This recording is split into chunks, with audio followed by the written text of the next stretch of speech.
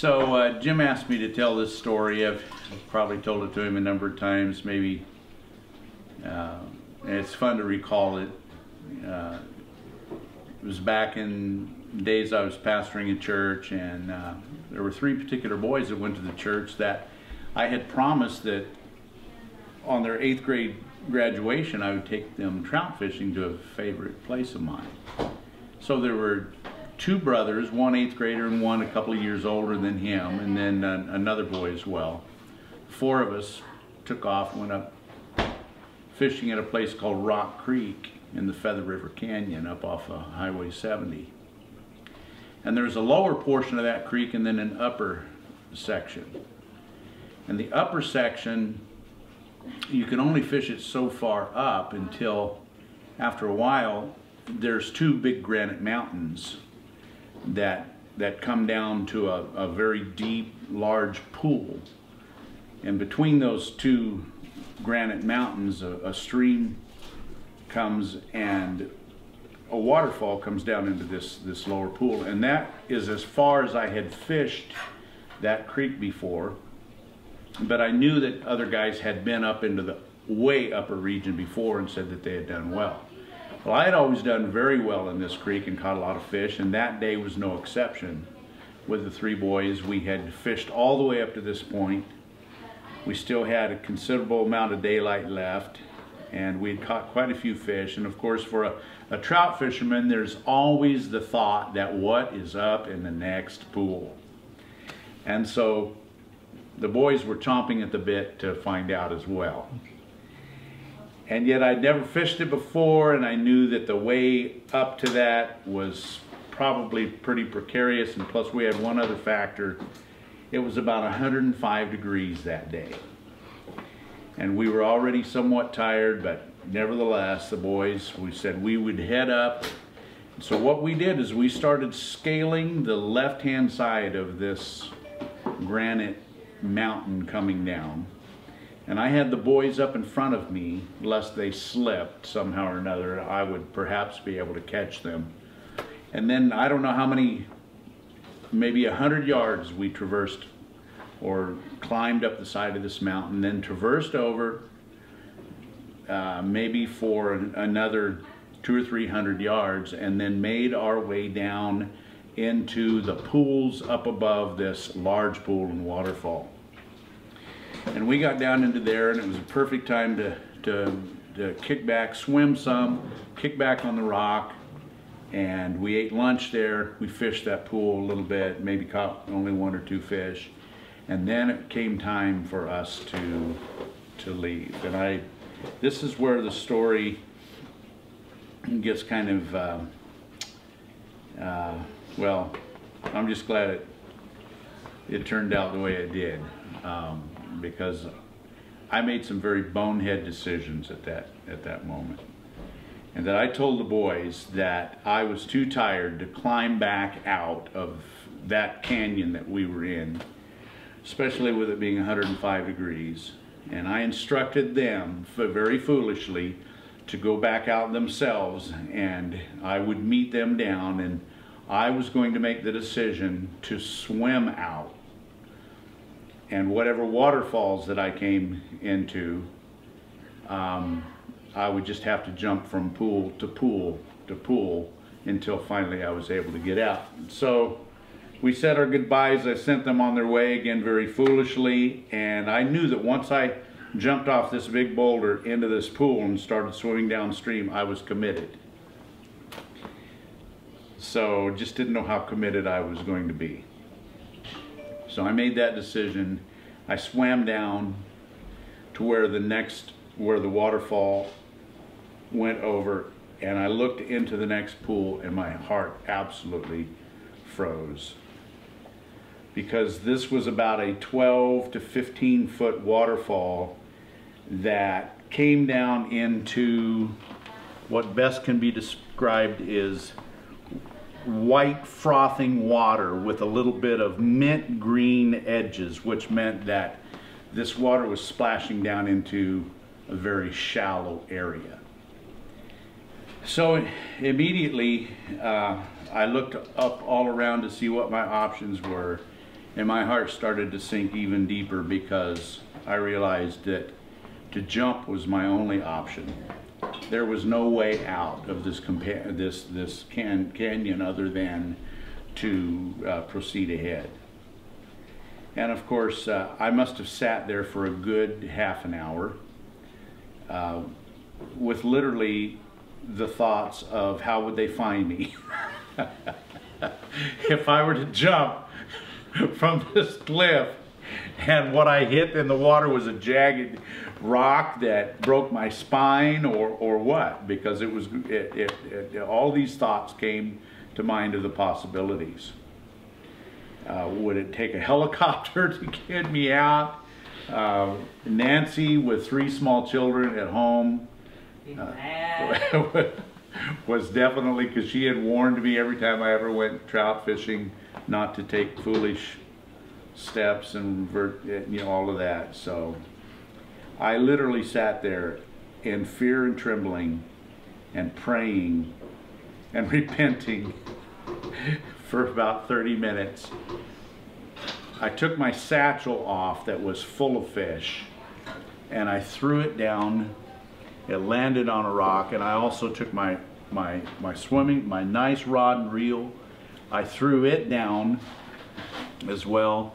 It washed downstream and over the next waterfall down into the next pool, which I didn't even have a hope of being able to make it to that yet. But anyway, nevertheless, I finally took the plunge, and I had decided that if I could do a cannonball, and as soon as I hit the water, flatten out as much as I could to give friction to the water, that I would not go as deep, because I knew this water was not very deep. It could be a foot deep, it could be 6 foot deep, but I knew it was not going to be deep. And sure enough, I did the cannonball, I straightened out, and I felt my butt hit the boulder underneath the frothing water, and I stood up in waist deep water. And I had such relief flood over me that I had made this first part of the journey. And that, unfortunately, that relief lasted until I swam about another 30 yards and looked at what was before me on the next part of the journey out of that canyon. And my heart took another dive when I saw what was ahead of me, which was even more treacherous, because the water funneled into a place where it was funneling in between the 2 granite mountains that I had described earlier, that I had been below with the boys earlier before we traversed up and went. So now I was coming to the place where the water was gushing between these 2 places, and it went down at about a 45-degree angle, about 20 feet, and it hit a large boulder and was splashing up over that boulder, and that was the waterfall that went another 20 feet down into the pool that I had fished earlier that day. And so this looked even more treacherous, because the only way out seemed to be to go down that chute and hit that boulder and go toppling over into the next pool. And so at this point, my body is trembling, one, because of the coldness of the water, and 2, how am I going to get out of this thing? And so my feet are slippery, the granite rock is wet, and at one point I'm standing on this boulder right here, and here comes the water gushing between these 2 rocks, and I stepped across, put my foot right there on the boulder, and the water is just crashing through my legs and slapping it, and I'm having to make up my mind whether to take this chute down, and I'm looking for my options, and there just don't seem to be any. And then I see this slab of rock up here that is tilted down, and I'm thinking, if only somehow or another I could get up on that and possibly jump down to the next pool. But I'm thinking, I don't know how close that water is to the edge of the bottom, that slab. And am I going to become so weak that I finally just lose my grip here? So I made a final decision because I was running out of time and energy. And I pulled myself back across and I grabbed this thing and I pulled myself up onto this big slab of rock, and it was tilted down, and I could see that once I started running, I had to commit myself. I could not edge up or I could not ease up to the edge of this thing because I was going to slip down it. I had to commit myself. So I took my satchel of fish that I'd picked up in the previous pool and I hurled it as far as I could, and I heard it hit water. And so I thought, if I could run down this thing and just jump as far as I could, perhaps I had a chance of hitting water. But I wouldn't know that there was water there until I got to the edge. So all of this was flooding through my mind as I finally made that decision to climb up on this thing, and I knew as soon as I stood up I had to commit. So I went just running as hard as I could, and I didn't know that there was water there until I came right to the edge, and I thought, oh, I've got a chance if I just power it as much as I can, if I can power it over. And so I did the longest running long jump I ever have in my life and flew about 20 feet through the air and landed in the water that was very deep.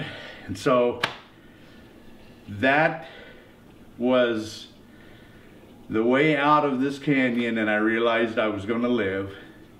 I lost my rod and reel. It was at the bottom of that hole, never did find it, but I couldn't care less at that moment because I was alive. So I grabbed my satchel of fish, and I, with very weak legs at this point, due to nerves and just the thrashing of the water and the coldness of it all, and I climbed out of the canyon and went and found the boys, and they were alive. So the day ended well. Lost my rod and reel though.